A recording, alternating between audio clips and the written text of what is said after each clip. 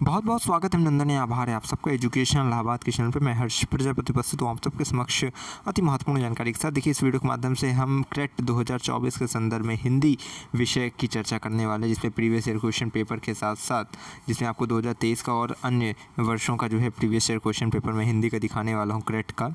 और इसके साथ ही साथ हम क्रेट के संपूर्ण जो है लेवल 1 और लेवल 2 के पैटर्न को समझेंगे, किस प्रकार से यहाँ पे एडमिशन होता है उस प्रोसेस को मैं जो है शॉर्ट में आपको समझा दूँ, क्योंकि मैं हर एक वीडियो जब बना रहा हूँ सब्जेक्ट से रिलेटेड, ठीक है। अभी तक हमने ज्योग्राफी, पॉलिटिकल, एंशिएंट, ठीक है, और जूलॉजी, इन 4 विषयों की जो है अभी तक previous year question paper upload किए। भविष्य में आपको संस्कृत, साइकोलॉजी, मिडवल और जितने भी विषय जैसे बिजनेस, कॉमर्स वाले जो विषय हैं और अन्य जितने मेरे पास होंगे वो मैं पीवाई की अपलोड कर दूंगा। तो उनके साथ साथ मैं क्या कर रहा हूँ, वीडियो के स्टार्टिंग में ही आपको क्रेट का पैटर्न समझा देता हूँ, किस प्रकार से एडमिशन होता है, ठीक है, क्या चीज़ें आपको ध्यान में रखनी, जिससे कि आपको आगे कहीं किसी से पूछने की आवश्यकता ना पड़े। उसी के संदर्भ में सबसे पहले हम आपको क्रेट का पूरा एडमिशन प्रोसेस समझाएंगे और उसके बाद हम आपको पीवाई को समझाने वाले हैं। तो देखो, बिल्कुल इन्हें की स्किप कर दें, ये बहुत इंपॉर्टेंट है। अगर आप इसको नहीं पता है तो कहीं ना कहीं आपको कहीं ना कहीं इसका खामियाजा भुगतना पड़ सकता है, इसलिए आप ध्यान से वीडियो को देखना।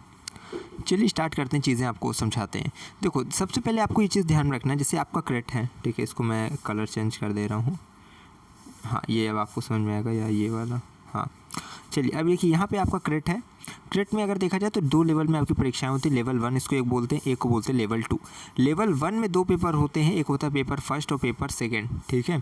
अब पेपर फर्स्ट में आपको जो है 50 क्वेश्चंस आते हैं, 25 आपके मेथोडोलॉजी से रिलेटेड रहते हैं और 25 आपके विषय संबंधित रहते हैं, जिससे आप PhD का विकल्प अपना चुन रहे हो जिस विषय से, ठीक है। पेपर सेकेंड में आपके 13 क्वेश्चन आते हैं, ठीक है। 13 क्वेश्चन में अगर देखा जाए तो 10 अति लघु उत्तरीय आते हैं, 2 लघु उत्तरीय आते हैं और 1 दीर्घ उत्तरीय आता है। अब पेपर फर्स्ट जो आपका होता है वो 100 नंबर का होता है। पेपर सेकंड जो है आपका 200 नंबर का होता है, जिसमें अगर देखा जाए तो अति लघु उत्तरीय जो रहता है 10 नंबर का, 12 नंबर का एक क्वेश्चन रहता है तो 120 नंबर का अति लघु उत्तरीय, 20 नंबर का एक क्वेश्चन लघु उत्तरीय का रहता है तो 2 क्वेश्चन 40 नंबर का हो जाता है, और दीर्घ उत्तरीय का जो है 40 नंबर का एक क्वेश्चन रहता है। कुल मिला के 200 नंबर का ये हो जाता है। और यहाँ पे पेपर फर्स्ट में 50 क्वेश्चन रहते हैं, प्रत्येक क्वेश्चन 2 नंबर के होते हैं, तो 100 नंबर का ये हो जाता है। टोटल 300 का आपका समझ गए होंगे कि आपका क्रेट लेवल 1 का रहने वाला है, 300 नंबर का, ठीक है। अब इसके पश्चात देखिए, चीज़ें समझनी कि क्रेट लेवल 1 के पश्चात आपका क्या करना है, आपका फिर पूरा फिर पैटर्न क्या रहता है। अब क्रेट लेवल 1 में आप जब परीक्षा दे देते हो लिखित अपनी, ठीक है, उसके बाद क्या होता है, उस लेवल 2 आयोजित किया जाता है। लेकिन लेवल 2 में वही प्रतिभाग कर सकते हैं जिन्होंने अपने, यानी कि UR के अंतर्गत है आपका, तो 50% आपका लेवल 1 में आना चाहिए, यानी 300 में से 150 आना चाहिए। अगर OBC, SC, ST, PW इस मतलब इन सब से संबंधित तो 45% आपका होना चाहिए क्रेट लेवल 1 में। 300 में से 45% रहेगा अगर इस कैटेगरी से हैं और 50% रहेगा अगर इस कैटेगरी से हैं, तब जाके आप जो है लेवल 2 के लिए एलिजिबल होते हैं। लेकिन लेवल 2 के लिए एलिजिबल होने से ये नहीं होता कि आप जो है आप सीधे आपका जो है इंटरव्यू होगा, नहीं, उसके लिए भी कुछ क्राइटेरिया होते हैं, उसको समझो। मान लो आपने लेवल 1 दे दिया, आपका जो है नंबर 160 आ गया, ऐसा वैसा आ गया। अब लेवल 2 के लिए नोटिफिकेशन जारी की जाती है, जिसमें ये कहा जाता है कि आप सब अपने रिसर्च प्रपोजल के साथ साथ अपने डॉक्यूमेंट्स को जो है डिपार्टमेंट में आके सबमिट करो।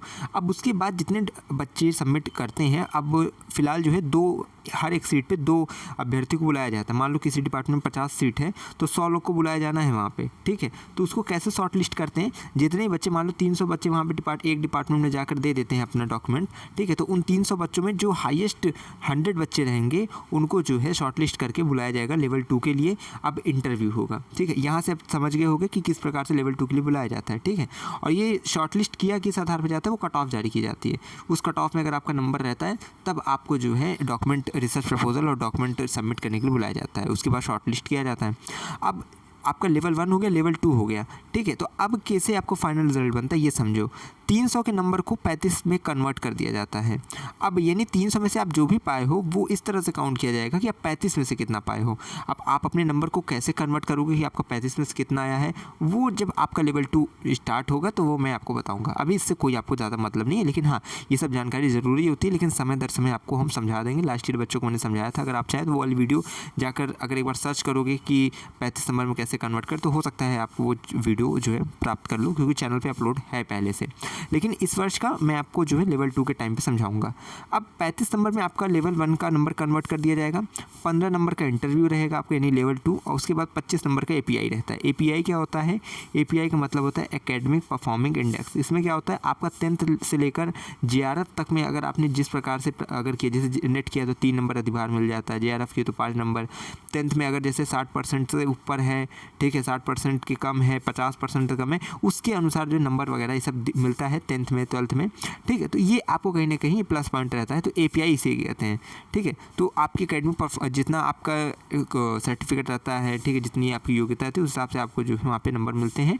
इस प्रकार से कुल अगर मिलाओगे तो यहाँ पे आ जाएगा 75 नंबर में टोटल फाइनल आपका रिजल्ट बनता है। अब इसमें से जो नंबर जितना प्राप्त करता है उसकी योग्यता के अनुसार जो है कैंपस या कॉलेज जो है डिस्ट्रीब्यूट किए जाते हैं, ठीक है। अब एक चीज़ और समझ लो, कैंपस में फेलोशिप मिलती है और कॉलेज में नहीं मिलती है, ठीक है। जेआरएफ की अगर आप कोई नेशनल लेवल फेलोशिप होल्ड करते हो, ठीक है, तो आपको मिलेगी वो चीज़ चाहे जहाँ रहो, लेकिन हाँ यूजीसी की जो नॉन नेट फेलोशिप होती है वो केवल कैंपस के अभ्यर्थियों को मिलती है, ठीक। अब ये भी चीज़ें अब आप पूछेंगे फेलोशिप कितनी मिलती है, सब पे डिटेल वीडियो बनाई जा चुकी है, आप पीएचडी वाली जो प्लेलिस्ट है उसमें जाकर चेक कर लेना, ठीक है। अब चलो इतनी चीज़ें होंगी। फीस अगर आपको लगे कि पीएचडी की फ़ीस कितनी होती है, तो फीस देखो आपकी वही 15,000 की अप्रॉक्स आपकी फ़ीस लगती है, ठीक है। अब वो एक साथ नहीं जमा होती, जैसे सितंबर में देखो, जैसे अभी क्या हुआ था कि आपका जुलाई में एडमिशन हो रहा था, ठीक है, तो अगस्त में सितंबर में बोला गया था कि फ़ीस जमा होगी, इस प्रकार से रहता है। बाकी जो भी समय दर समय अपडेट आएगी वो मैं सूचित कर दूंगा। तो इतनी थी बेसिक नॉलेज मैंने बता दी। अब चल के अब आपको क्रेट का पीवाईक्यू समझाते हैं हिंदी का, जिससे आपको समझ में भी है।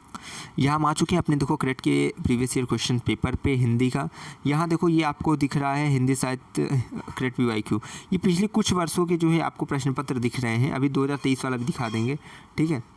तो यहाँ भी ये समझो, यहाँ देखो पार्ट ए होता है, हर देखो लिखित जैसे रिटर्न के मैंने बताया ना, क्रेट लेवल 1 में 2 पेपर होते हैं, एक पेपर फर्स्ट और पेपर सेकंड। तो ये जो पीवाईक्यू है पेपर सेकंड से रिलेटेड है, क्योंकि पेपर फर्स्ट आपका एमसीक्यू टाइप का आता है, मल्टीपल चॉइस क्वेश्चन, तो वो आपको जो है उसके लिए पीडीएफ है मेथोडोलॉजी की, मैंने टेलीग्राम पर डाला, उसको जाकर ज्वाइन करके देख लेना, डिस्क्रिप्शन में लिंक मिल जाएगी आपको, ठीक है।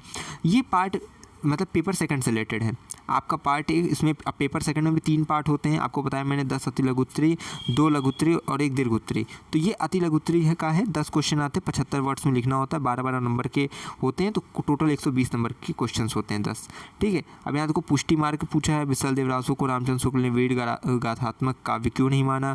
फिर उसके बाद आपका सूत्र की व्याख्या है, उसके बाद राम की शक्ति पूजा में निराला की मौलिक कल्पना क्या है, ठीक। हर एक चीज़ से हमेशा याद रखना है, अगर क्रेट को क्रैक करना है आपको, तो जो भी टॉपिक आ रहा है, पॉइंट आ रहा है, उस विषय से संबंधित आपको दीर्घोत्तरी, लघुत्तरी और अति लघुत्तरी सब तैयार करके चलना है।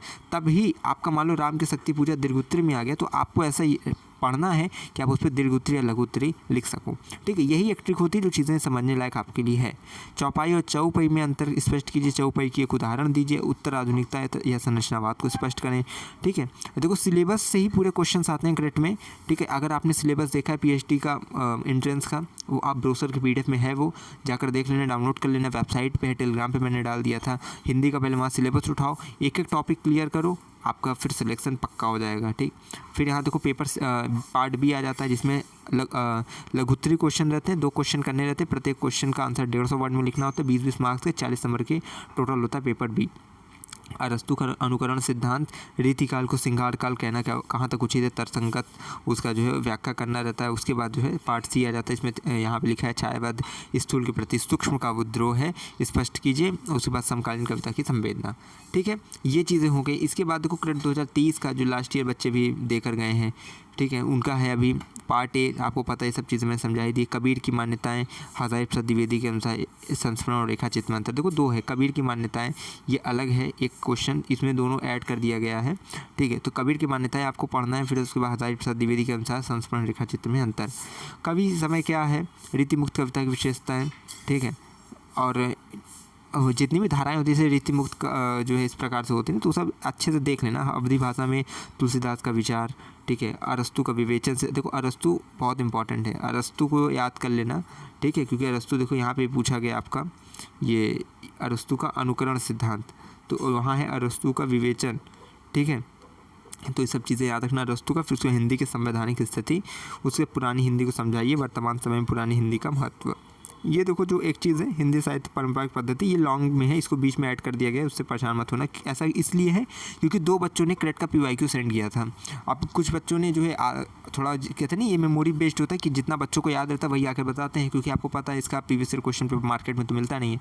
तो इतना तो पहले बच्चे ने बताया तो लिखा गया था, बाद में देखो एक बच्चे ने और भेजा था तो उसको भी यहाँ पे नीचे सबमिट किया गया। लेकिन इसको छोड़ के बाकी ये सब क्वेश्चन शॉर्ट में ही है, ठीक है, यानी 75 वर्ड्स वाले ही हैं, पार्ट ए के ही हैं। तो इस क्वेश्चन को अपना जो है अलग से लिख लेना, ये लॉन्ग का है, हिंदी साहित्य परंपरा की पद्धति, ठीक है, जिसको डिटेल में बताना था। उसके बाद देखो यहाँ पे ये शॉर्ट ही है, ये सब शॉर्ट है। बाकी यहाँ से देखो लघुत्तरी चालू होगा भी, ठीक है, बाकी ये सब शॉर्ट आंसर टाइप में भी है। प्रारंभिक हिंदी की भाषिक विशेषताएं क्या है जिसके कारण हिंदी को नई भाषा की पहचान मिली। फणीश्वर नाथ रेणु के उपन्यास में आंचलिकता क्या है। हिंदी भाषा में औबंधिक से उपबंध कौन कौन से हैं। उसके बाद छायावाद की देश काव्य की संख्या क्यों दी जाती है, ठीक है। उसके बाद पार्ट बी आ जाता है, इसमें 150 वर्ड के आपको लिखना था, ये चीज़ें आपको पता है। उसके बाद आदिकाल के नामकरण की समस्या पर अपने विचार व्यक्त कीजिए। अवधी भाषा के विकास में तुलसीदास का योगदान। देखो तुलसीदास को अच्छे से भाई पढ़ लेना, क्योंकि देखो तुलसीदास कबीरदास और तुलसीदास ये देखो इंपॉर्टेंट है आपके, ठीक है।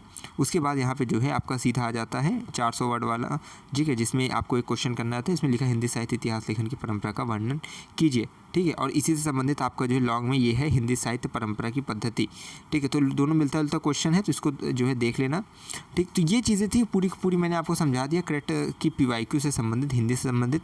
बाकी अन्य विषयों की भी लगातार जारी की जाएगी। इसकी PDF भी आपको जो है कुछ दिन बाद टेलीग्राम पे दे दी जाएगी, ठीक है।